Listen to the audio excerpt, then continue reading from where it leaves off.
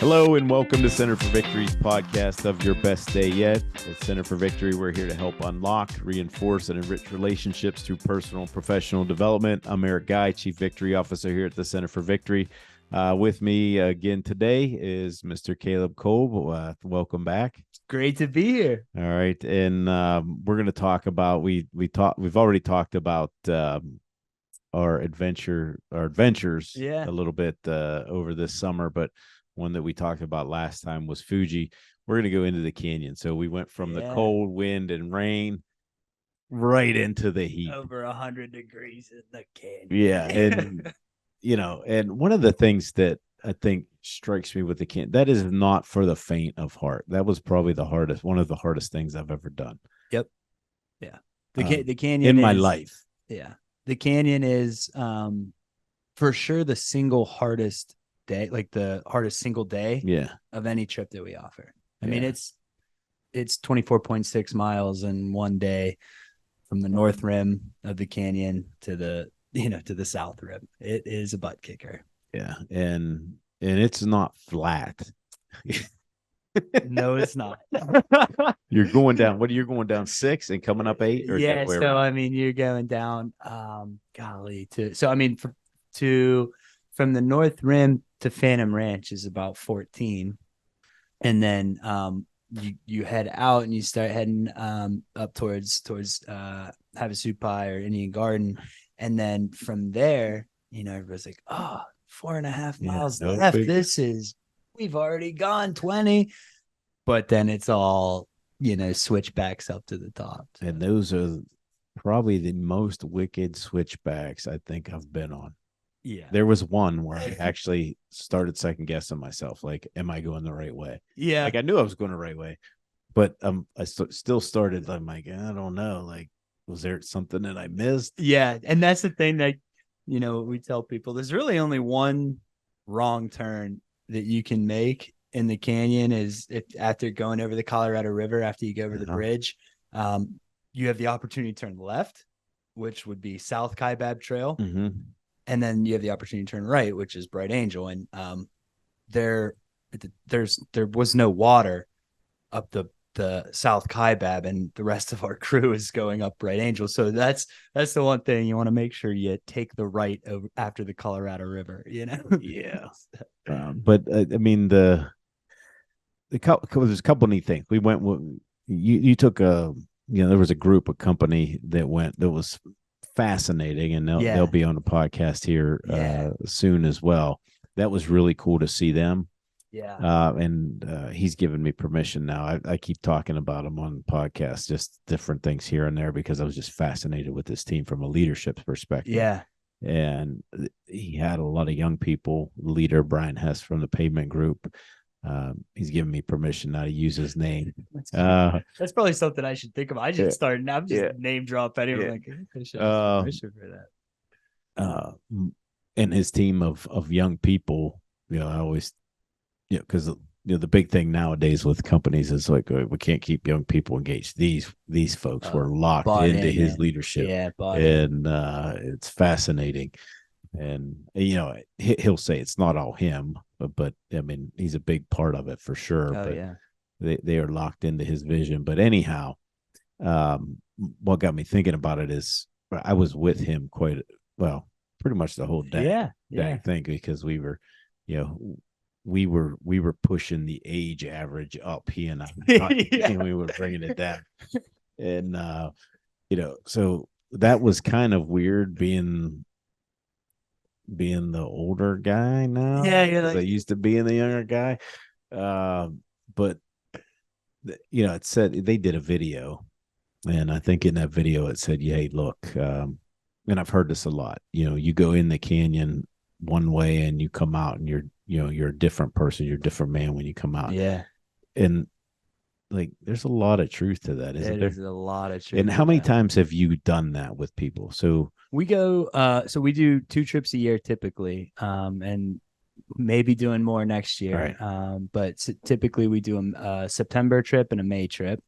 And we've done that the last 3 years. And then Sarah and I, as guides, before we can guide any trip, we have to do it ourselves. So we did it as clients as well. So, like we were talking about a little bit when we were talking about Fuji, I mean, the Grand Canyon is just, every trip is something new, and you see something you haven't seen before. And there's, you pass a lot of people that are doing this without guides, that are wearing blue jeans and have one water bottle, and you're just like, oh boy, like, so, but to your point, I think that is the really, I think the Grand Canyon is the number one trip that we do where it's one day, as far as like transformation, just getting through that, experiencing that, and just, it changes people. And, as a guide, that's what I love. That's what I like to see. And I'm typically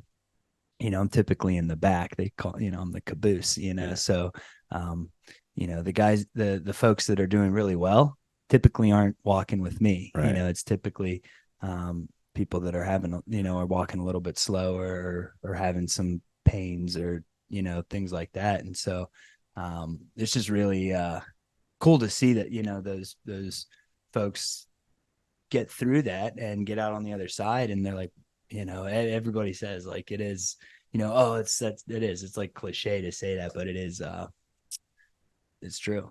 Yeah. I mean, when you think about that, when we say a day hike, it is, I'm talking like, it's not your 8-hour work day. Yeah. This is, you're dropping in. We dropped in at 5 a.m. It was dark. It was, and I was cold. It's cold. It's typically on the north rim of the canyon. When we're dropping in, it can be around around 40 degrees. Yeah. And so that's what you're starting with. So, and you have to pack accordingly. You have to pack and plan accordingly for essentially 40 degrees to over 100 degrees, so. Yeah. And I think the big thing there is, it's, we dropped in at 5 a.m. We got out at 9 p.m. Oh yeah. And you were a little bit later, right? Oh yeah. Because you were bringing up the tail, but that's fast. I mean, yeah. That's, we were moving. I mean, we were walking, we take, we try to tell our clients is every hour, at least every, and everybody's different, but, what I try to tell my clients is every hour, let's stop, we'll hydrate. Electrolytes and salt tabs are very important in the Grand Canyon. You're losing, you're sweating a lot, and so being able to replenish your body. And then really on the uphill, what you see will happen to people a lot is like, that last 4.5 miles, they just want to get through it. And so they're trying to go as fast as they can, but what happens is they may do 1 or 2 switchbacks, and then they need to take a 10-minute break, and then 1 or 2 switchbacks and take a 10-minute break. And so, what I've found to be more successful is kind of like the tortoise and the hare is, hey, let's just walk. I'll set the pace, let's just walk slow enough that you and I can have a conversation together and not be out of breath. So if that's just barely moseying along where we're talking, it's kind of taking your mind off the pain a little bit, we're not getting out of breath, then we can actually pass those people that are zooming and taking a break and zooming and taking a break.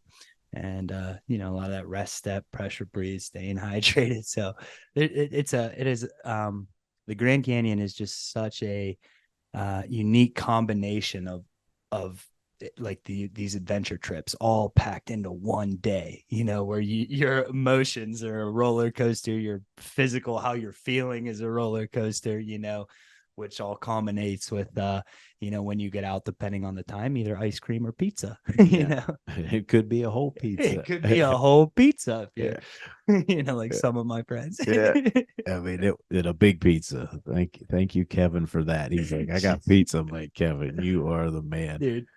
every time that's because like I said, I've been, I think the quickest we got out of the canyon, I think it was maybe 10.5 hours. And then I've been in the canyon for 20 hours and also a 21-hour trip. So, yeah, you could be spending a lot of time in there, and there's pros and cons to that. Yeah. If you're in there for 21 hours, you get to witness, the beautiful stars of the Grand Canyon. You don't have to wait a couple minutes to see a shooting star. Right. So. Well, that is a good positive. I mean, I think of them. obviously it's physical. I mean, that the physical piece, you watch people go through there, you see people that aren't prepared or even are prepared or whatever, just having a very rough time Yeah. of it. I mean, Yeah. and it's not for the faint of heart. I can see why they have so many, fatalities and injuries there, because there were a lot of people that, just weren't prepared.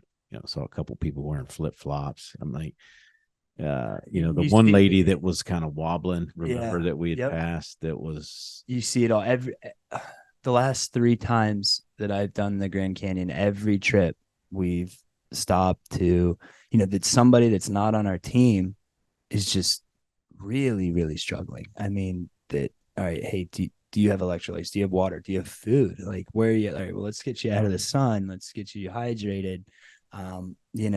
That just, it is. It's like, it's a preparation thing. You have to be prepared. And that prepared.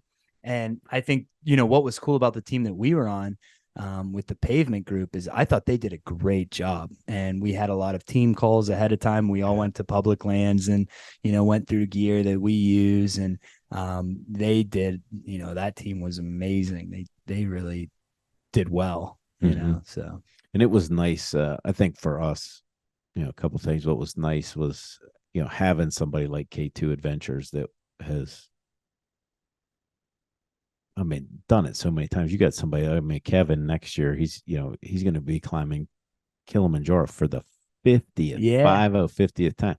I don't know how many times he's been through the canyon. That has to probably be Oh, more than that. they're on their way to the canyon right now. Yeah. So when I was on the phone with Kevin and Kristen on the way here, when I was walking in here, and they were on their way for their last Grand Canyon trip of the year, and so I can't imagine. That's one of the things that's great about K2 and guiding for K2 is they I mean, they really, Kevin and Kristen have a great kind of leadership dynamic, um, and they've done these trips to the point where it's just perfect. I mean, it's just everything is we know what we're doing. We have an answer, and it's just smooth. It's smooth, and it's hard to make a 25-mile hike from 40 degrees to over 100 degrees and possibly 20 hours smooth, but they got it down. This one was kind of special for me,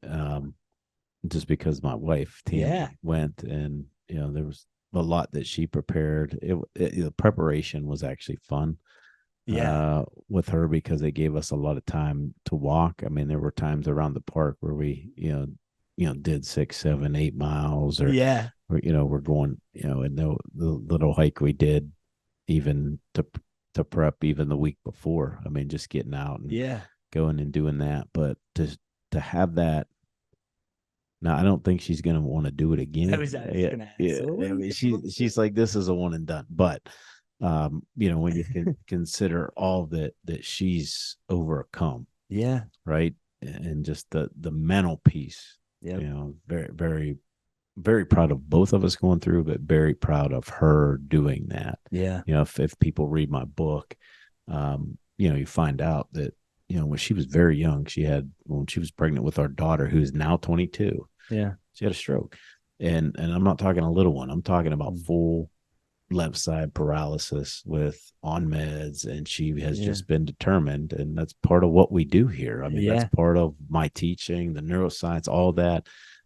That's what drove all those things, is to be a champion. And she did that, and we were struggling at the end, and I was like, we're doing this together. That's right. Having that person to go through that together, and obviously having you and your wife, Sarah, that encouraged us to go do that. We're like, hey, like, let's do this. Let's get this done.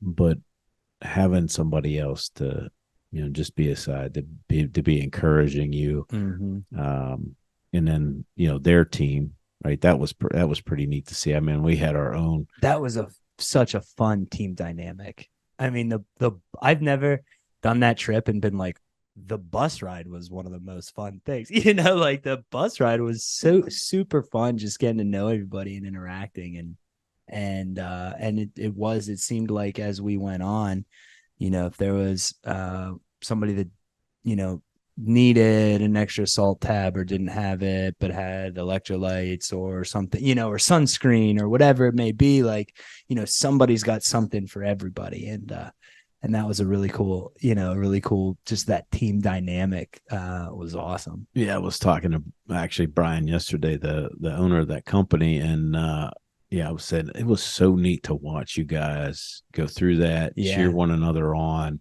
and at the end, very inspirational because he was one of the last ones out, and you remember we were all in the van together, and all his folks, came all out, of them, and some of them had been probably asleep, they're probably watching. One guy was in his underwear, came out to cheer him. Yes, which is not just him. I mean, everybody. They were there, and that's something that that those teams, we've done teams like that that hasn't happened. That was the first time. Like, we got out of the van. We're just happy that we got some pizza, and everybody starts coming out of the hotel rooms and clapping and cheering, and it was great. It was super encouraging. For sure. And I know you don't have cell service throughout the whole canyon until you get to a 3 Mile House. Yeah. About there. And one of the owners and founders of K2, Kevin, who we've already talked about. I mean, he's like, hey, look, call me when you get here. And right. And I'm like, God, if I'm calling him, I'm close. Right. And then it's like, okay. Then he's like, keep going. And he was very encouraging. I'm glad you guys are doing great. Doing great. Keep going. Call me when you hit this. I'm like, wow, he really knows this. Cause there were markers and I can't even remember the markers. Oh, he's like, you're going to get to this next. Give me a call when you get there. I'm like, okay. I'm like, okay. He's got. When am I going to see you? He's got the signs laid out: 3 Mile House, 1.5 Mile House. 2 tunnels. Boom. Cold studio. Yeah, I can't remember when he said either the first or second tunnel. When you hit the first tunnel, give me a call. Let me know where you're at. And then he's like, hey, I got pizza for you. And a lot of that stuff I usually don't and can't eat. Yeah, but especially after that. Yeah, I housed that whole pizza, and I was so hungry. I mean, that when you go through it, I remember getting to what's kind of the first big stop we had, that 5 miles. Conwood. Yeah. Or so, Conwood, Manzanita. Yeah. But man, I told Tammy, I'm like, I am starving. Because it's only 5 miles in. It's not even. What did you bring to eat? Like, what did you what did you guys pack through the canyon to eat? And this is actually, this is a big thing that we talk about, because a lot of times people will bring way too much stuff, and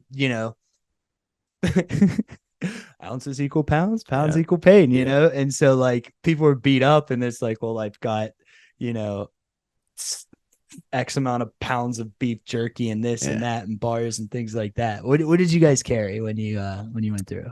So, and I haven't. So that was the first time I had one in probably 4 or 5 years. Was those Crustables? Those oh yeah, it's the first time I had a peanut butter and jelly in years, 5-6 years. Yeah, those are I slammed, I think 3 of those as soon as I got to Manzanita. Oh yeah, and then I ripped open the beef jerky, ate half of that.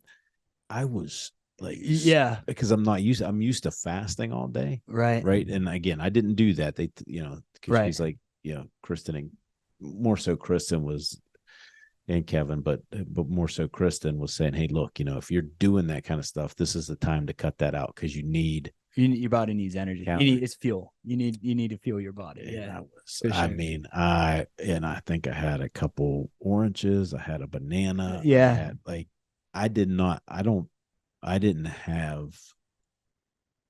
think I just had one granola bar left when we got out. Yeah. I mean, and I always liked it because everybody's different. And even me and my wife pack, like, our bags are completely different bags of like what we eat, and everybody's, packs different things. And I've made, and you learn the first time that Sarah and I did this together, I was bringing those, like the protein bars, with the chocolate.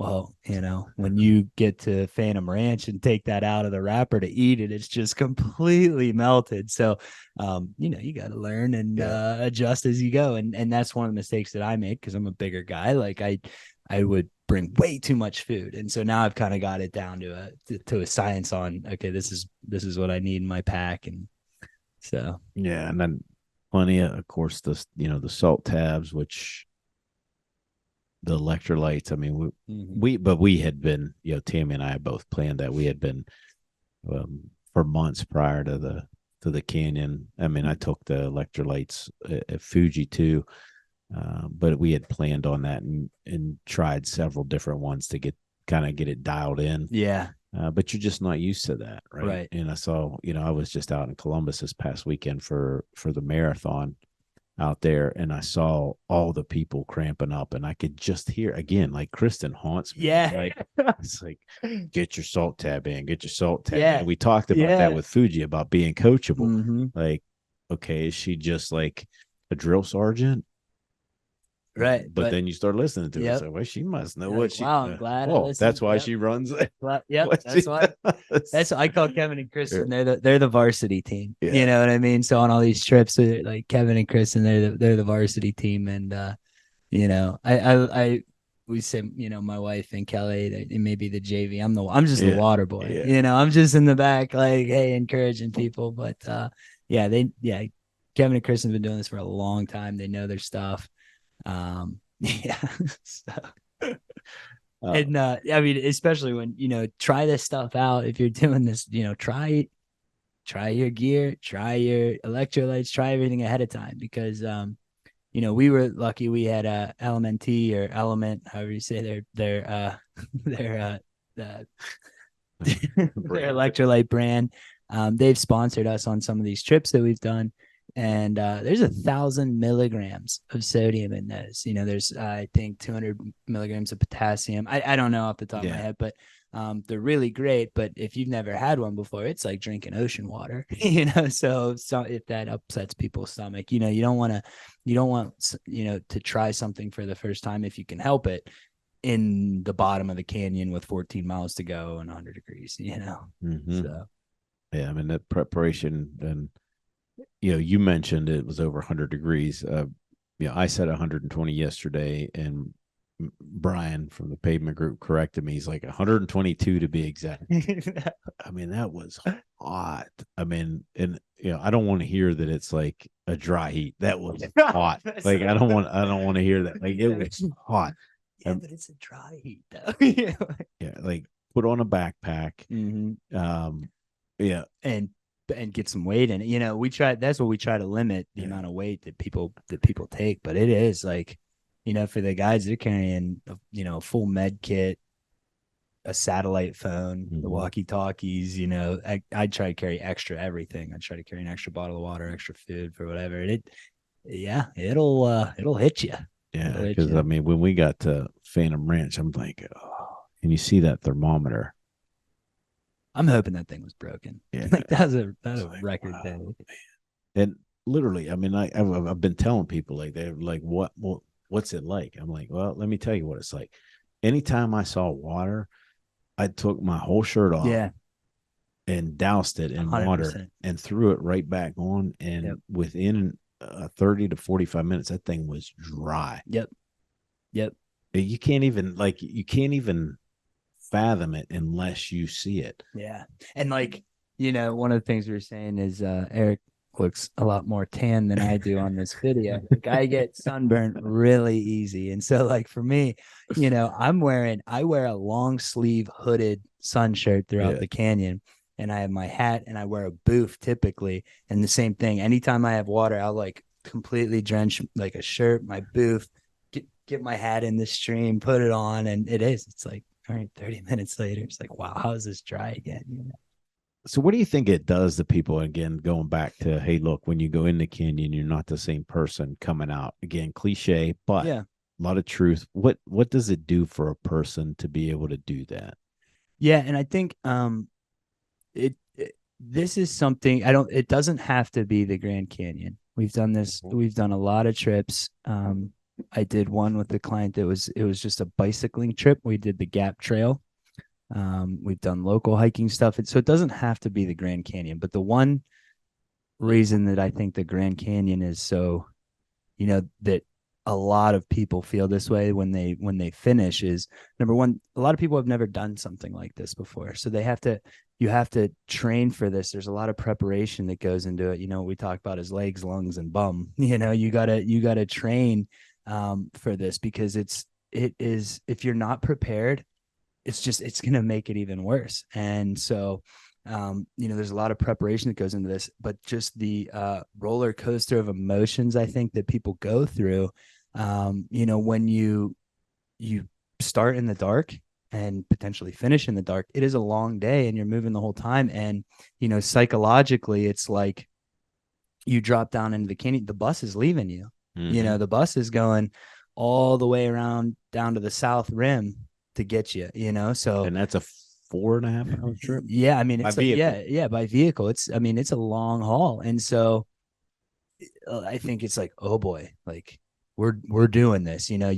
There's no you're going in, and unless you're paying for a helicopter or something, it's That's the only way to get out. Yeah, you're making it through, and so, um, and so as you go through the canyon and we go, Cottonwood, Manzanita, and start heading into Phantom Ranch. A lot of times by Phantom Ranch, it's where we stop for lunch. But people are they're feeling tired and sore now, and they've gone downhill. We start going downhill. So this is kind of what we talked about when we were talking about Fuji is, it's different for everybody, but it's a lot of pounding, on your knees. And so, there you may already be sore at Phantom Ranch. And some people, like some of Brian's, like Eli, some of those guys, they were just like, they could probably run it no problem, or rim to rim to rim. But, as you go through and I think just people mentally, it's tough, and so, people start to struggle. And I think, and really, oh my gosh, if you're doing it in the dark coming out, you can see it's defeating almost sometimes when you see these little specks of headlamps that are just doing these switchbacks, and it seems so far away and so high, and you're like, I've already given this much. And so then we get to Indian Garden, and there's still 4.5 miles left, and that's where I try to be real with people, because a lot of times they're like, well, we've already done 20 miles. Like, that's nothing. That's exactly what I thought. Yeah. And it's like, well, it's, sometimes, like, I've been on trips where, we're walking about 1 mile an hour, like 1.1 mile an hour ish. And everybody's different, but, if it could take you 4 hours to get out, 4 more hours. And those are the tough hours, and just going through that with people, and when they finish it's just like, because an hour earlier or 2 hours before that, they're like, there's no way I'm getting out of here. There's no way I'm going to finish this. And every client we've ever taken on the Grand Canyon that I've been a part of, and I think K2 as a whole, I mean, I can't speak for everything that happened before that, but I think just every trip we've done, we've got everybody out of the canyon. I know Adam and Kevin had to spend the night in the canyon one time and go out the next day. But just how just encouraging, like, just like seeing the folks that do that, like, wow, like, I was really struggling. I didn't know if I was going to be able to do that, and I did that. And then being able to take that and apply it to different parts of your life. It's like resiliency. It's being gritty, it's being mentally tough, and some people are like, well, I didn't feel mentally tough. I felt like I was going to die. But, you step by step, you get through it and we keep going until we finish. And, that's like why, you and I, like, we love talking about this. We love doing it, because it is, like I said, there's a lot of different ways to kind of put yourself into that. And you have to choose to do it. All of these folks, they signed up for this. They willingly put themselves in this kind of position where this is going to be hard. We're going to suffer, but you finish that and you get through that, and you're just, it's just it's that sense of just accomplishment that's just like, wow, like, what then, what's next, where can I take this next, what can we do next? And so Yeah, I think it's really a good analogy for life. yeah, When you look at it, you have to have that suffering. yeah, Like you didn't get to where you were. Let's go back to you know, when you were a wrestler, you mm-hmm. didn't jump up one day and were a state champ. Right, Nobody saw that pain right, that you had to go yeah, through, the yep. suffering, the workouts, and all those things to get to where you're at. And everybody wants The the instant kind of the, gratification that, the top of the yeah, canyon without everything yep, and below, right? But that's part of that process. I mean, that's, you absolutely. have to have, you know My dad, and I know my dad's talked to you about this. He said, I love my dad. But he talks about challenge and change, yeah, and he has this analogy where he draws a mountain and spells out challenge, and you take the LLE out, and it spells change. And so, essentially, what he says is there is no significant change without challenge. You know what I mean? If you the challenge that you put yourself in, that's what promotes the change. And I think if you talk to any entrepreneur, business leader, just leader in general, those they everybody's been through significant challenges and suffering, and um, you know it's changed them for the better. So yeah. I mean, yeah, it's good stuff. I mean, you do have to have it, and I think that's why we use that cliche. When you go down, you're not the same person coming up. It's like you have to be able to do that. The it's not a problem necessarily unless you can't get out. Like unless right. you don't want to get out. And But that's where we talk about the preparation and the right, training. Like you have to be doing that. Otherwise, if you're not training, it's not the trip for yeah, you. You really got to mentally be ready to go and physically ready to go. And it's funny because I remember we were talking about this before we ever dropped into the canyon with the pavement group, and they're just kind of like, oh, okay, sure. And then, you watch that video Marcus put together, and yeah. everybody's like, that was right. And just quick shout out to Marcus, the Oh, I videographer for forgot. that. Yeah, I mean, my man, he did the whole Grand Canyon holding this big camera and one trekking pole, and sometimes he'd like wrap it around and just be swinging, bouncing his leg as he trekked through the Grand Canyon. I'm like, dude, do you want me to carry that camera further? No, I got it. And he put together a great video for for the Grand Canyon for us, and he might be the VIP of that trip because that for was sure. tough. Yeah, I kind of forgot about that, but for sure, yeah, he's definitely the VIP because there were times I was like, oh, When I was telling him too, like, you don't have to go, like, not everybody that goes on this trip has to do North Rim to South Rim. There's an option. You can ride the bus around and just drop in from the South Rim and, go down to Indian Garden or the top of the corkscrew or whatever. And so I was telling, Marcus, and maybe you might want to do that. You can just kind of see everybody off and mm-hmm. then kind of go down and get videos of everybody kind of coming up.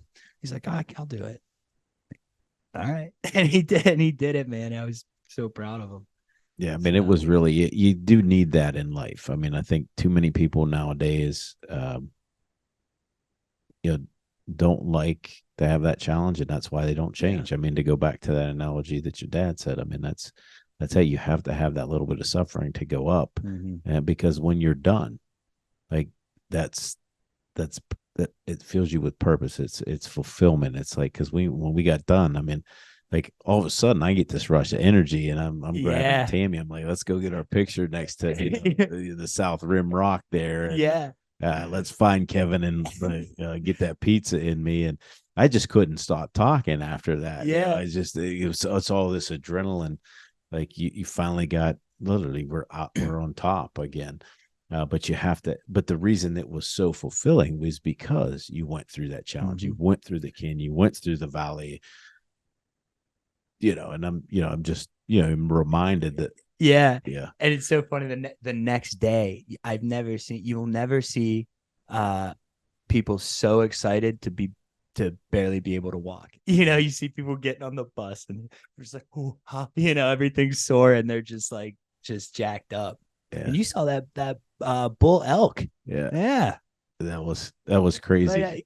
Yeah. Eric comes out of his hotel room. There's a bull elk in the parking lot. Yeah. Like, golly. Yeah, that was it. And Tammy didn't believe me because she was talking to somebody at home, and I'm like, hey, get out here, get out here, get out, because I didn't, like, you don't see it just walking around. We don't, parking lot. Don't typically see, and that in Wexford. Yeah, that thing was enormous.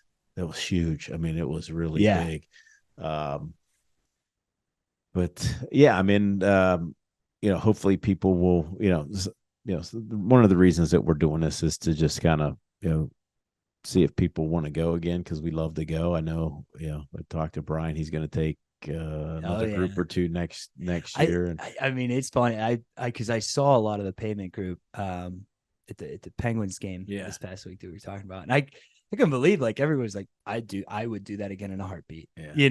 And you go from, because in the beginning everybody's pretty nervous about it, and I think maybe just the fear of the unknown. But to like go through that and like, yes, I cannot wait to do that again next year is exciting. And I've had employees that we've sponsored to go, and clients, and we've had, Nick has done that multiple times. He's come along. Well, he's got all his new gear and trekking poles and everything, and so I get it. Yeah, and it's, everybody has their little battle. I mean, but that's the challenge. I told you about Tammy's. I mean, obviously, mine's not quite as bad as that, but there's when you have both your knees operated on and your ankles have been broken, it's like, is this a great idea? Yeah. But then it comes back to, again, a lot of people say, well, why would you do that? Well, the reason is it gives you that challenge. Yeah. Like, we need pushed. We need to a little bit of that if we're going to improve. So whatever that is for you, whatever that Grand Canyon is for you, we all need something. Yeah. This is a way to get out, experience nature, which is relaxing. I mean, I don't want to say there's nothing more beautiful than the Grand Canyon, because we were out at Glacier too, and that was breathtaking. Glaciers.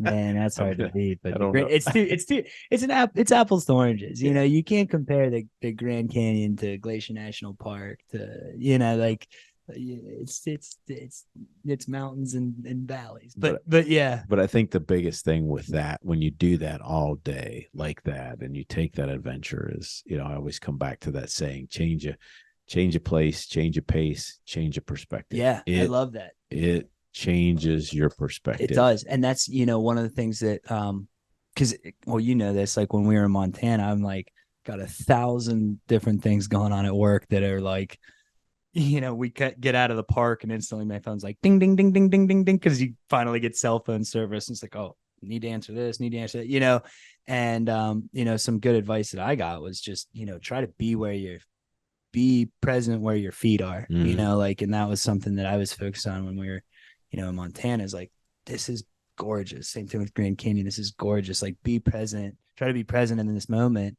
But to your point with challenge, and this is like another thing that my dad, I don't know if you gotta have, because my dad can talk with you for probably 3 hours on this stuff.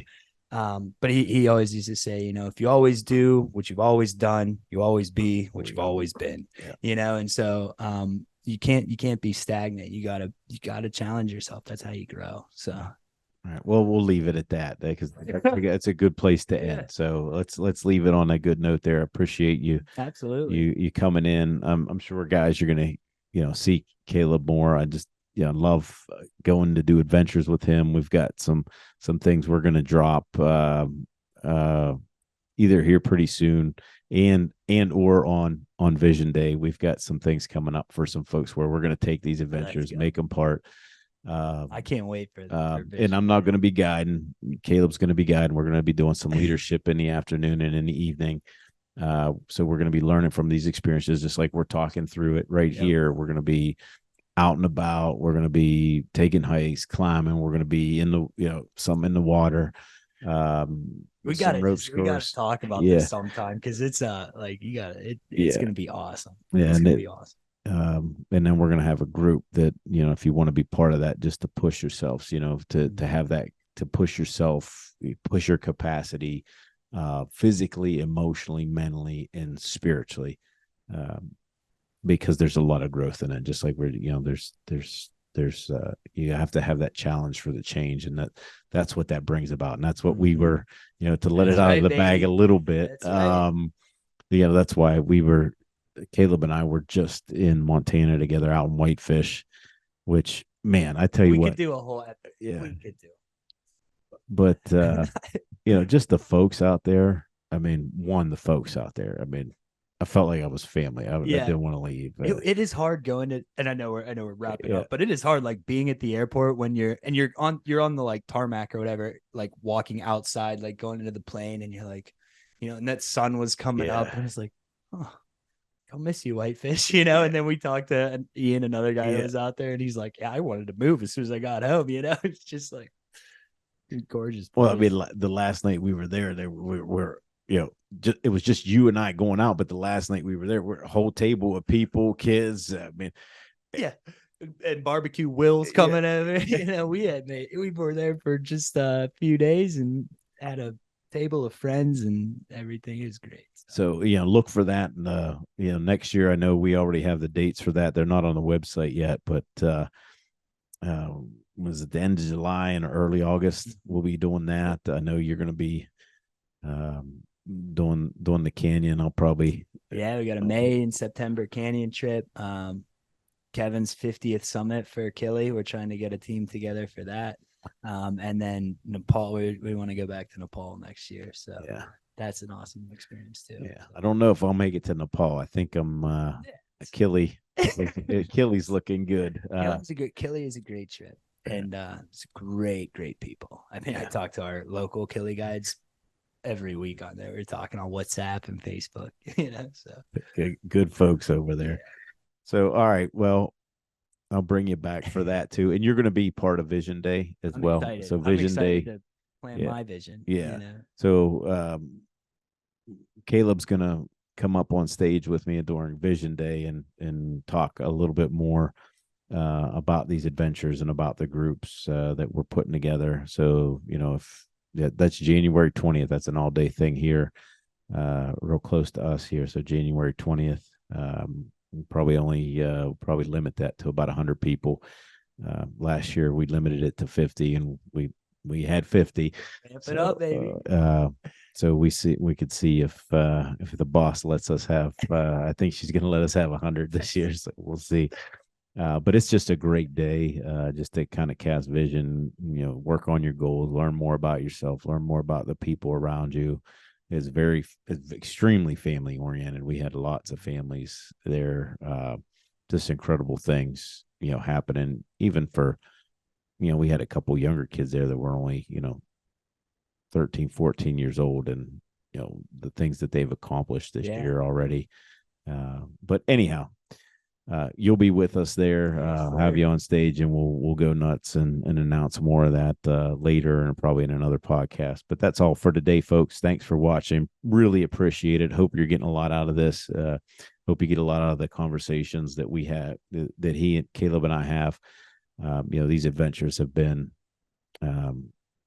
all around great for us. I mean, not just going out and doing it, but when we get done, kind of the processing, being out where we don't have any cell service, where we just have to talk, where we're just with our thoughts, where we're just present, where we're get off the trail a little bit, and see some, oh man, wow, those waterfalls were amazing. But anyhow, really appreciate you listening and tuning in. You can find more out about us at centerforvictory.com. And just remember, wherever you're at, whatever you're doing, make this your best day yet. We'll see you soon.